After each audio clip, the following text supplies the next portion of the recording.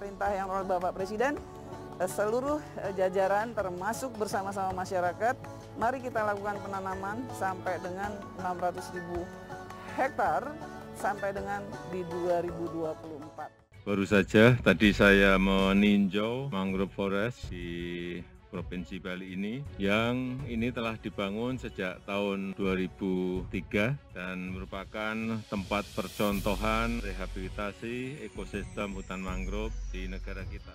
Presiden Jokowi dan Ibu Iriana kunjungan kerja ke Bali, tinjau penanaman mangrove hingga venue G20. Presiden Republik Indonesia Joko Widodo didampingi Ibu Negara Iriana Joko Widodo pada Jumat pagi 8 Oktober 2021 bertolak menuju Provinsi Bali dalam rangka kunjungan kerja. Melalui pangkalan TNI Angkatan Udara Halim Perdana Kusuma Jakarta, Kepala Negara bersama rombongan lepas landas dengan menggunakan pesawat Kepresidenan Indonesia 1. Setibanya di Bandara Internasional I Gusti Ngurah Rai, Kabupaten Badung, Presiden Jokowi langsung menuju Taman Hutan Raya Ngurah Rai untuk meninjau pelaksanaan penanaman mangrove. Rombongan yang turut mendampingi Presiden dan Ibu Iriana antara lain Menteri Lingkungan Hidup dan Kehutanan atau LHK, Siti Nurbaya Bakar, Menteri Sekretaris Negara, Pratikno, Menteri Luar Negeri Retno Marsudi, Kepala Badan Restorasi Gambut dan Mangrove Hartono Prawira Atmaja, Gubernur Bali Iwayan Koster, dan Wakil Menteri LHK Alwe Dohong. Presiden Jokowi dan Ibu Negara Iriana Jokowi terlihat mesra berjalan berdampingan menyusuri kawasan hutan mangrove di atas jembatan kayu sejauh 500 meter. Presiden Jokowi dan Ibu Iriana terlihat kompak memakai busana putih hitam, berjalan sambil berbincang dan menikmati udara serta pemandangan hutan mangrove yang memanjakan mata. Di sela-sela perjalanan, Presiden dan Ibu Iriana mendapatkan penjelasan dari pengelola Taman Hutan Raya Komangtri tentang kawasan hutan mangrove yang ternyata hutan mangrove tersebut telah direhabilitasi sejak tahun 1992. Komang menjelaskan luas kawasan ini sebesar 268 hektar. Sebelumnya merupakan lahan eks tambak ikan dan udang yang terbengkalai.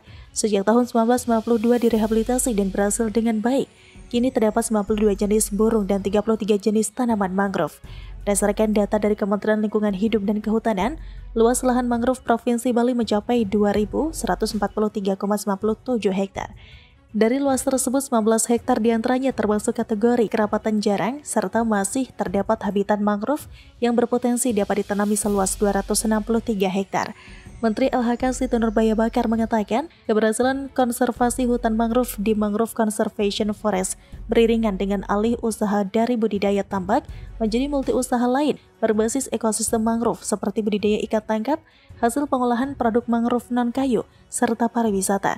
Upaya tersebut menunjukkan bahwa pemulihan ekosistem mangrove dapat mendorong pertumbuhan ekonomi lokal maupun regional. Artinya, hutan mangrove di Provinsi Bali yang dibangun sejak tahun 2003 ini merupakan tempat percontohan rehabilitasi ekosistem hutan mangrove yang dapat dimanfaatkan sebagai sarana edukasi, pariwisata, dan penguatan ekonomi. Presiden Jokowi menginginkan model rehabilitasi mangrove yang diterapkan di Taman Hutan Raya Ngurah Rai direplikasi di provinsi lain di tanah air.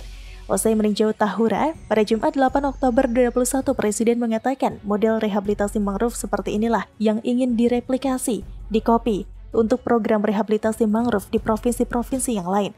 Ia juga mengatakan hal ini akan terus dilakukan di kawasan-kawasan pesisir untuk memulihkan serta melestarikan kawasan hutan mangrove Nusantara, juga untuk mengantisipasi dan memitigasi dari perubahan iklim dunia yang terus dan akan terjadi.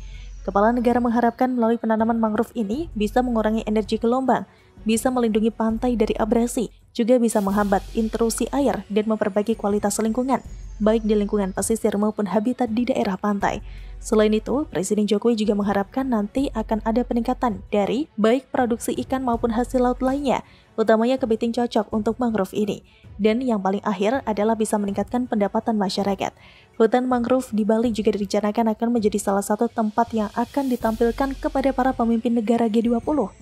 Menurut keterangan persnya, Presiden mengatakan ini juga nanti mungkin akan menjadi salah satu venue yang akan diperlihatkan kepada pimpinan-pimpinan G20 tahun depan. Mengakhiri rangkaian kunjungan kerja di Provinsi Bali, Presiden akan memberikan pengarahan kepada Forum Koordinasi Pimpinan Daerah atau Forkopimda seprovinsi Bali yang digelar di Gedung Wisma Sabha Utama, Kompleks Kantor Gubernur Bali.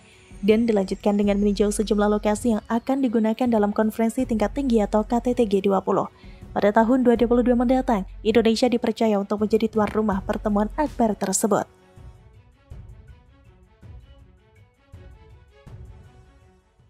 kawasan perbatasan adalah beranda depan Indonesia yang mewakili wajah bangsa yang harus terus kita bangun agar bisa menjadi representasi kemajuan Indonesia yang membanggakan seluruh warga kita. Gerbang terdepan negara, Presiden Jokowi resmikan PLBN Terpadu SOTA. Batas negara adalah representasi wajah Indonesia. Pos lintas batas negara merupakan cerminan komitmen pemerintah untuk membangun Indonesia dari kawasan perbatasan. Dengan wajah dan pelayanan baru yang lebih baik, PLBN dibangun sebagai representasi kemajuan Indonesia di kawasan perbatasan. Dilansir dari Kompas.com, Presiden Joko Widodo meresmikan Pos Lintas Batas Negara atau PLBN Terpadu SOTA di Kabupaten Merauke, Provinsi Papua pada Minggu 3 Oktober 2021. Dalam peresmian tersebut, Jokowi menegaskan bahwa kawasan perbatasan harus terus dibangun karena merupakan representasi wajah bangsa Indonesia. Dalam sambutannya saat meresmikan Pos Lintas Batas Negara atau PLBN Terpadu SOTA, Jokowi mengatakan kawasan perbatasan adalah beranda depan Indonesia yang mewakili wajah bangsa yang harus terus dibangun agar bisa menjadi representasi kemajuan Indonesia yang membanggakan seluruh warga.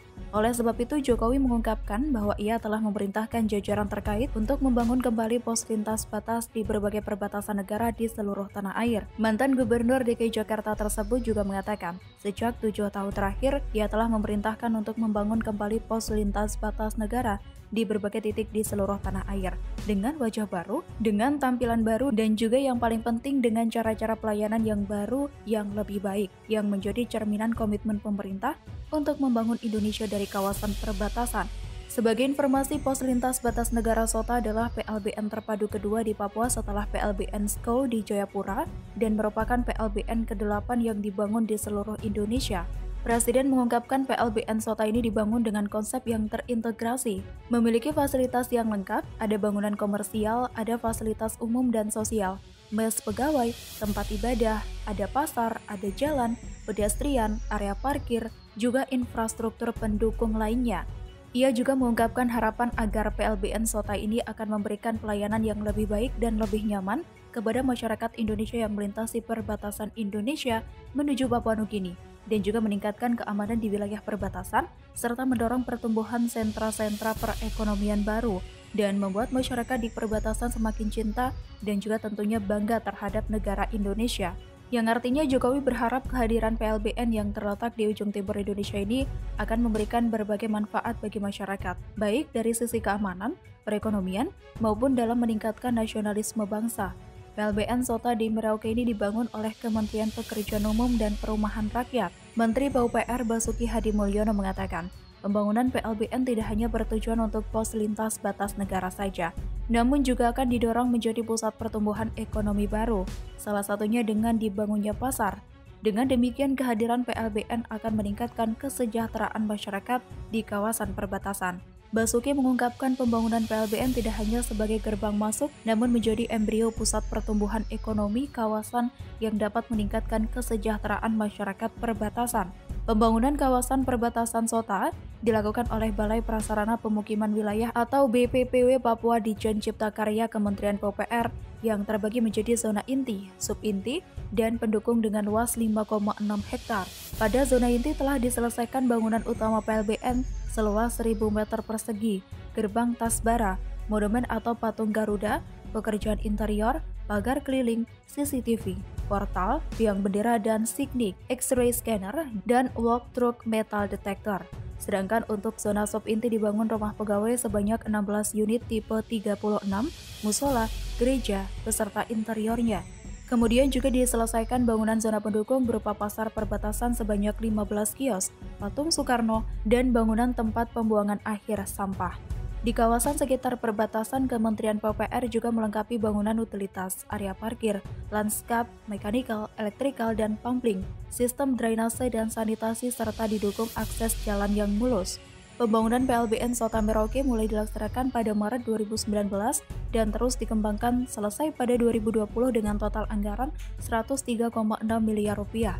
Pembangunan konstruksi PLBN SOTA dikerjakan oleh kontraktor PT Nindya Karya Persero Saat ini pelintas batas perbatasan Sota yang berjarak sekitar 80 km dari Merauke sekitar 20 hingga 25 orang setiap hari. Sementara itu, Menteri Dalam Negeri Tito Karnavian dalam laporannya mengatakan bahwa pembangunan PLBN Terpadu Sota merupakan bagian dari pembangunan 11 PLBN yang diinstruksikan oleh Presiden Jokowi melalui Instruksi Presiden atau Inpres nomor 1 tahun 2019 tentang percepatan pembangunan 11 pos lintas batas negara terpadu dan sarana-prasarana penunjang di kawasan perbatasan.